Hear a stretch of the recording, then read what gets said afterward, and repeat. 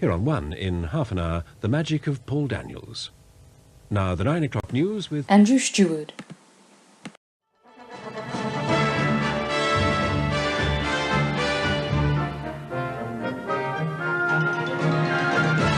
Hello and welcome to the 9 o'clock news. I'm Andrew Stewart and here are our top stories.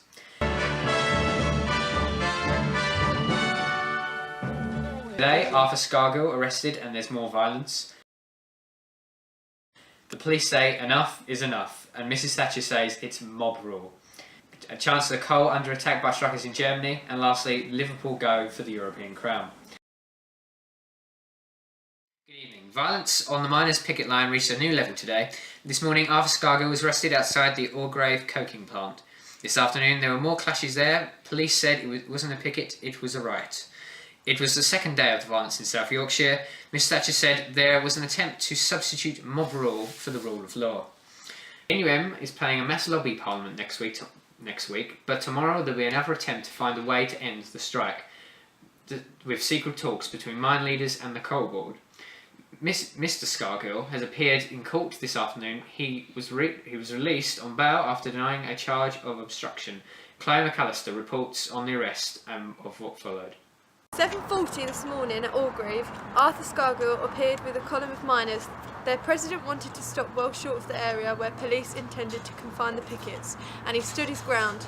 The arrest was made by Chief Superintendent as they were expecting trouble, but Mr Scargill said he hadn't planned on his own arrest.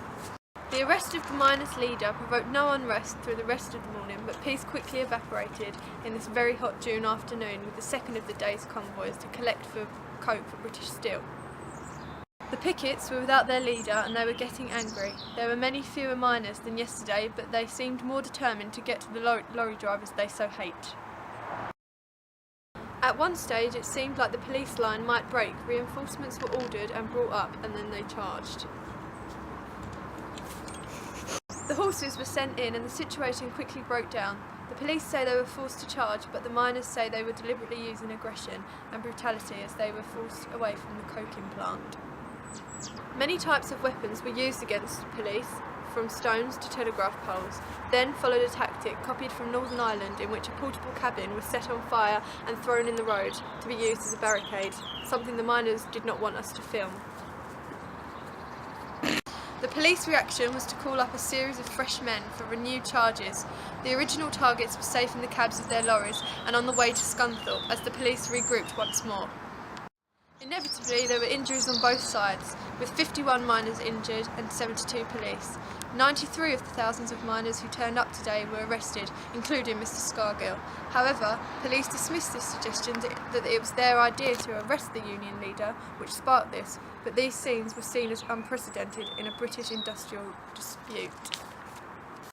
In court, there were cheers from a handful of miners in the public gallery Mr Scargill sat at in the dock, next to a uniformed policeman, and heard police ask that Scargill would not be allowed within 1 mile of the Orgreave plant.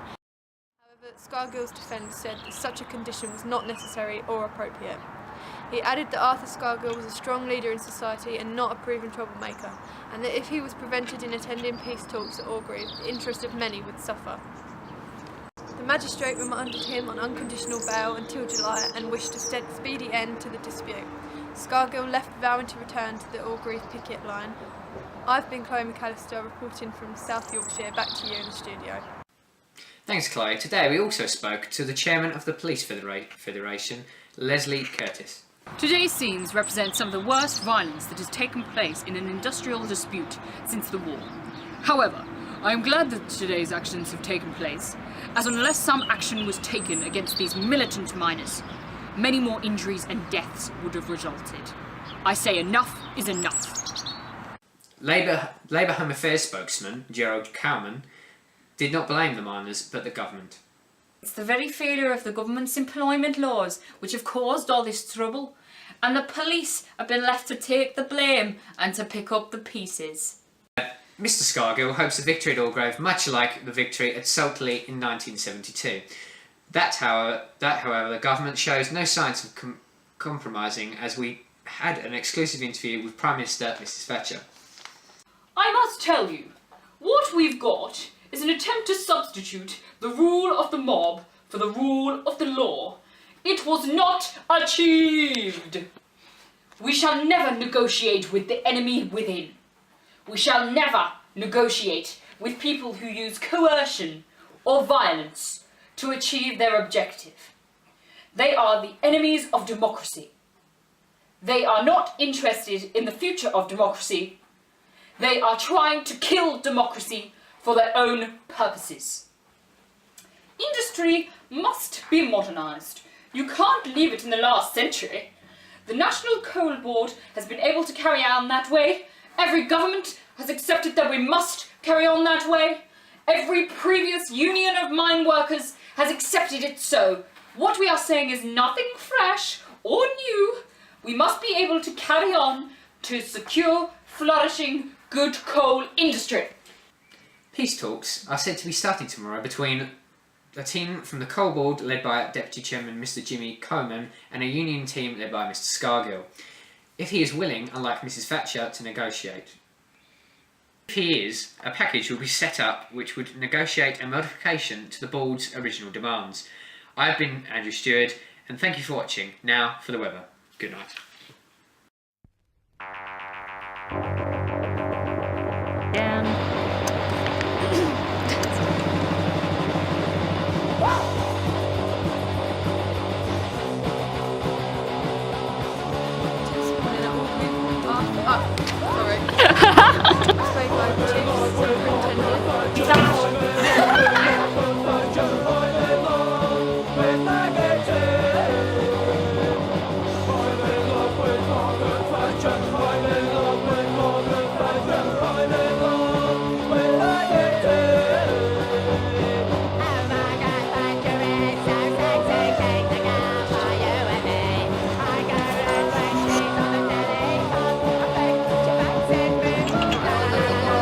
Many types of weapons were used against the police, from stones to telegraph poles. Then followed a tactic copied from Northern Ireland in which a portable cabin was set on fire and thrown in the road to be used as a barricade, something the miners did not want us to film.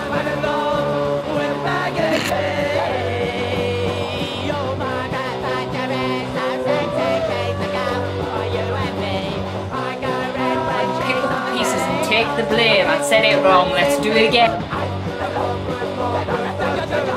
Our Sammy's named Ted. He's got 2 worms and a catapult and he's built a room down there.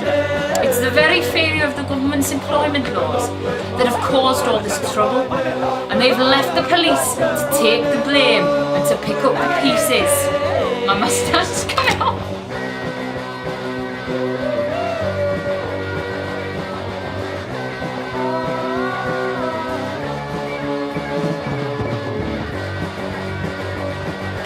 My hair!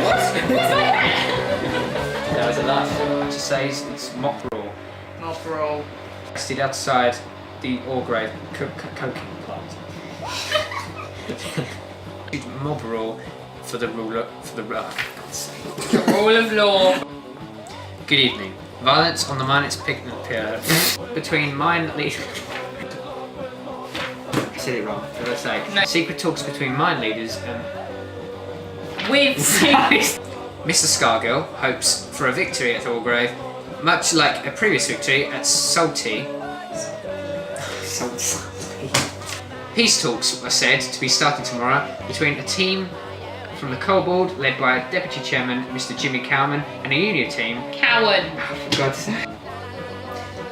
Peace talks are said to be if he is willing, unlike Mrs Thatcher, to negotiate. I said that wrong. And the lead deputy chairman. If he is willing, unlike Mrs Thatcher, the num is planning. The NUN! Oh.